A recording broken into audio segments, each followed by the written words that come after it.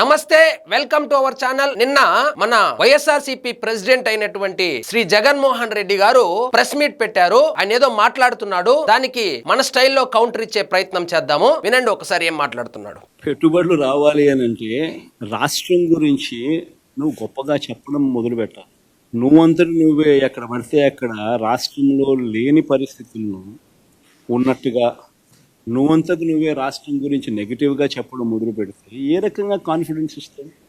Davos దగ్గర నుంచి నీతి ఆయోగ్ దాకా ఈయన స్టేట్మెంట్లు ఇన్నా చూడండి, రాష్ట్రంలో లేని పరిస్థితులు ఉన్నట్టుగా ఈయనంతటి ఈయనే ఇంప్రెషన్ ఇస్తూ ప్లస్ పరిశ్రమలను అట్రాక్ట్ చేసే విధంగా ఈయన ఏ చర్య తీసుకుంటా ఉన్నాడు? జిందాలలో వస్తే వాళ్ళ మీద కేసులు పెడతా ఉన్నాడు, భయపడిస్తూ ఉన్నాడు, వాళ్ళని భయభ్రాంతులు చేసి పంపించినాడు. వాళ్ళు 10 మందికి చెప్పరా?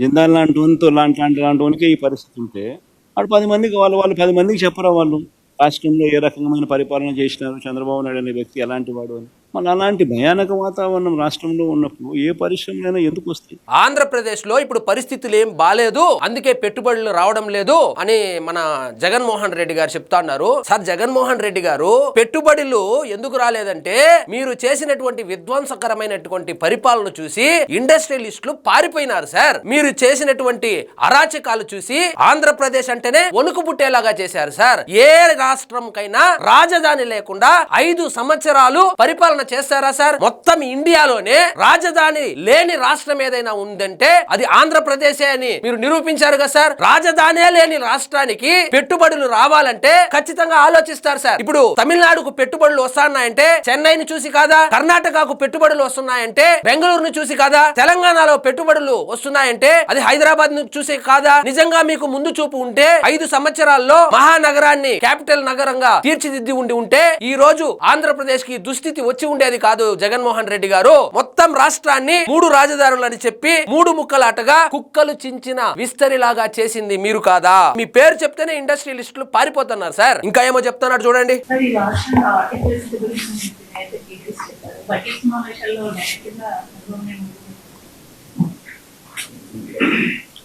బేసికలీ ఏంటంటే ఇవన్నీ నేను మీకు క్లుప్తంగా మీ ద్వారా ప్రజలకు ఇవన్నీ నేను ఎక్స్ప్లెయిన్ చేయగలిగిన. నాకు మినిమం ఇంత టైం పట్టిందా? నేను ఎవరిని మధ్యలో చంద్రబాబు నాయుడు అనవసరంగా తిట్టింది లేదు, అనవసరంగా మాట్లాడింది లేదు. చంద్రబాబు నాయుడు గారిని అనవసరంగా తిట్టింది లేదు, అనవసరంగా మాట్లాడించింది లేదంట. ఏపీ డిజిటల్ కార్పొరేషన్ అని ఒకటి పెట్టి శాలరీలు ఇచ్చి ఎడిటర్లను పెట్టుకొని జీతాలు ఇచ్చి జీతగాళ్లను పాలేగాళ్లను పెట్టుకొని మార్ఫింగ్ లేసి చంద్రబాబు నాయుడు గారిని, నారా లోకేష్ గారిని, పవన్ కళ్యాణ్ గారిని తిట్టించడానికి ఒక టీం మెయింటైన్ చేసిన మాట వాస్తవం కాదా జగన్మోహన్ రెడ్డి గారు? వాళ్ళ మీదే కదా ఇప్పుడు కేసులు పెడతాండేది. ఎప్పుడు ఈయన అసలు కనీసము తిట్టింది లేదు, కొట్టింది లేదంట. సోషల్ మీడియాలో ఒక దరిద్రం అంటే మంత్రి పదవులు ఇచ్చిందే ప్రత్యర్థులను తిట్టడానికి అన్నట్టు ఒక అంబటి రాంబాబు గారు, రోజా గాని, కొడాలి నాని గాని, వల్లభనేని వంశీ గాని ప్రతిరోజు ప్రెస్ మీట్ పెట్టి ప్రత్యర్థి పార్టీలను తిట్టిన మాట వాస్తవం కాదా జగన్మోహన్ రెడ్డి గారు? ఇప్పుడు వచ్చి నేను అసలు ఎప్పుడూ గాని పర్సనల్ గా నేను అటాక్ చేయలేదు, రాజకీయంగా మాత్రమే ఎదుర్కొన్నానని కల్లబుల్లి మాట అని మసిపూసి మారేడికాయ చేసి అసలు మిమ్మల్ని నమ్మరు సార్. మీరు ఓడిపోయడానికి కారణమే ఆ బూతులే కదా. సాక్షాత్తు అసెంబ్లీలో చంద్రబాబు నాయుడు గారి సతీమణిని దూషించిన మాట ప్రపంచమంతా చూడలేదా సార్? నోరు తెరిస్తే అబద్ధాలు చెప్పడం మానేయండి సార్. జనాలు గమనిస్తున్నారు కాబట్టి మీకు ఆ పట్టుమని 10 సీట్లైనా వచ్చింది. మధ్యలో పెద్ద ఎక్కువ చేసింది మీరు, కానీ మినిమం అయితే ఈ మేరకు అయితే టైం కావాలి కదా. ఈ మేరకు మినిమం టైం నాకు ఇవ్వగలిగితే, ఈ మేరకు ప్రజెంటేషన్ మనం చేయగలిగితే, ఈ మేరకు ప్రజలకు అర్థమయ్యేట్టుగా మనం చెప్పగలుగుతాం. ఇది ఎప్పుడు జరుగుతుంది? ప్రతిపక్ష నాయకుడి కింద ప్రతిపక్షం అన్నది ఎన్ని సీట్లన్నా ఉండదు, పక్కన పెట్టమ్మా. ఉండేటి 2 పార్టీలు, ఒకటి అధికార పార్టీ, రెండోది ప్రతిపక్ష పార్టీ.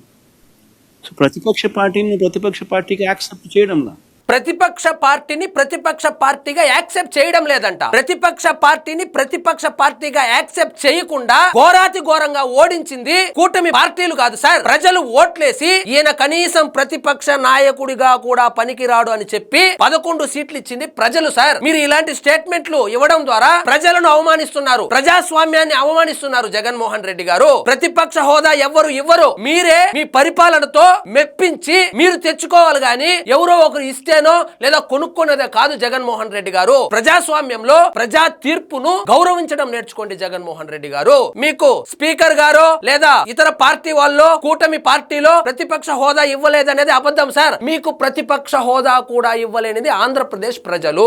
ఇది ఒక్కసారి గుర్తుపెట్టుకోండి సార్. ఎందుకంటే యాక్సెప్ట్ చేస్తే ప్రతిపక్ష పార్టీకి ఒక నాయకుడు అనేవాడు ఉంటాడు కాబట్టి ఆయన ప్రతిపక్ష నాయకుడిగా యాక్సెప్ట్ చేయాల్సి వస్తుంది. యాక్సెప్ట్ ఒకవేళ చేస్తే నువ్వు చంద్రబాబు నాయుడు గారికి ఎంత మైక్ టైం ఇస్తావో అపోజిషన్ పార్టీ లీడర్కి కూడా అంతే మైక్ టైం ఇవ్వాల్సి వస్తుంది. చంద్రబాబు నాయుడు గారికి ఎంత టైం ఇస్తే ఈయనకి కూడా అంత టైం ఇవ్వాలంట. ముందు మనం అసెంబ్లీకి వస్తే కదా సార్, మీరు అసెంబ్లీకి వచ్చి అటెండ్ అయ్యి అప్పుడు వాళ్ళు మైక్ ఇవ్వకపోతే అప్పుడు బయటకు పోవాలి గానీ ముందే నాకు బాండ్ పేపర్ రాసి ఇవ్వండి, పత్రాలు ఇవ్వండి, చంద్రబాబు నాయుడు గారికి ఎంత టైం ఇస్తారో అంత టైం నాకు కూడా ఇవ్వాలని అంత టైం ఇచ్చినా కూడా మన దగ్గర సరుకు లేదు సార్, మనం మాట్లాడలేం సార్. పేపర్ చూసే 10 నిమిషాలు మాట్లాడలేము, ఇంకా అంతంత టైం ఇస్తే ఏం మాట్లాడతారు సార్? వెళ్ళి మీమర్స్ కి స్టఫ్ ఇవ్వడం తప్పితే ఇంకేమీ లేదు. ముందు అసెంబ్లీలో అటెండ్ అవ్వండి. అటెండ్ అయ్యి వాళ్ళు మీకు సమయం ఇవ్వకపోతే అప్పుడు మీరు ప్రెస్ మీట్ పెట్టి ఈ మాట అంటే నమ్ముతారు సార్ జనము. అసెంబ్లీకే పోలేదు, మీకు మీరే ఊహించుకొని వాళ్ళు సమయం ఇవ్వరు అని నేను వెళ్ళను అంటే నిజంగా హాస్యాస్పదంగా ఉంది సార్. ముందు అసెంబ్లీకి వెళ్ళండి సార్. అసెంబ్లీకి వెళ్ళి అప్పుడు ఇవ్వకపోతే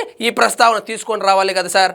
అది ఇవ్వడం నీకు ఇష్టంలా కాబట్టి నువ్వు యాక్సెప్ట్ చేయడంలా.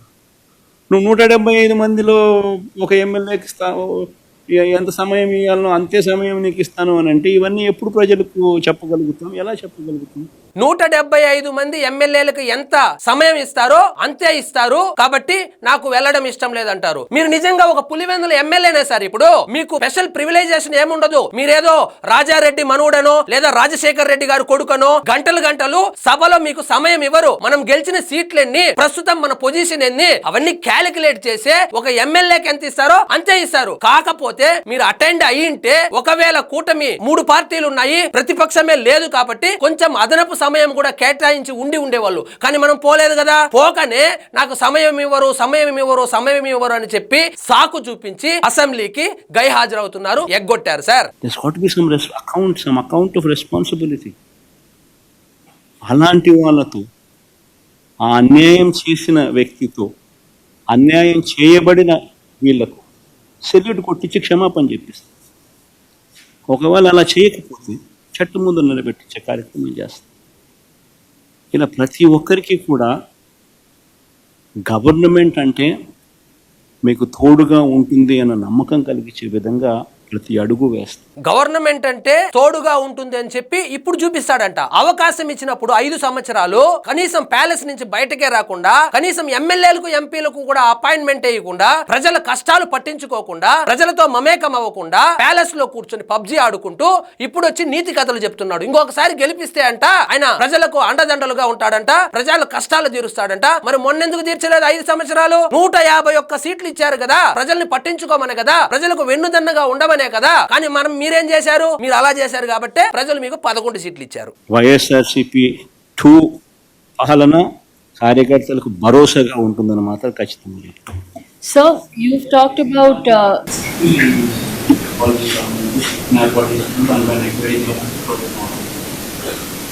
అసలు ఆశ్చర్యకరమించే విషయం. నేను నిన్న ఈనాడు పేపర్లో రాస్తే ఐటమ్స్ చూసిన నాకు నిజంగా ఆశ్చర్యం అనిపించింది. ఒక మనిషిని ఏ రకంగా ఇరికిచ్చాలని తాపత్రయపడతాను. అసలు పెద్దిరెడ్డి పెద్దారెడ్డి కొడుకు మిథున, అది రాసింది కదా ఈనాడు రాసింది. పెద్దారెడ్డి కొడుకు మిథున అని చెప్పి రాసింది. సరే, మిథున్కి ఏం సంబంధం? ఆయన పార్లమెంట్ లోక్సభ ఫ్లోర్ లీడర్, వాళ్ళ ఆయన లేకపోతే.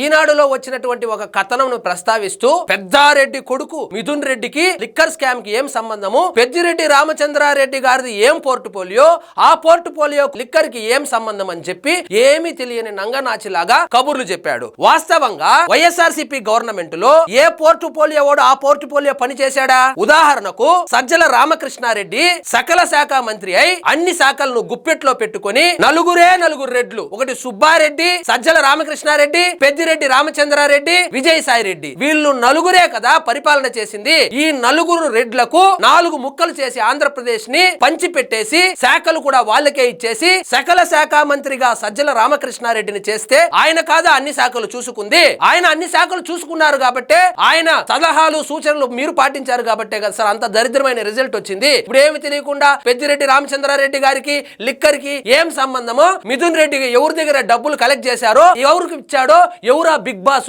తొందరలో తెలుస్తుంది. తొందర ఎందుకు సుందరవదన. ఇదండి ఈ రోజు మన టాపిక్. మీకు ఈ వీడియో నచ్చినట్లయితే లైక్ చేయండి, షేర్ చేయండి, ఛానల్ మాత్రం సబ్స్క్రైబ్ చేసుకోవడం మర్చిపోవద్దు.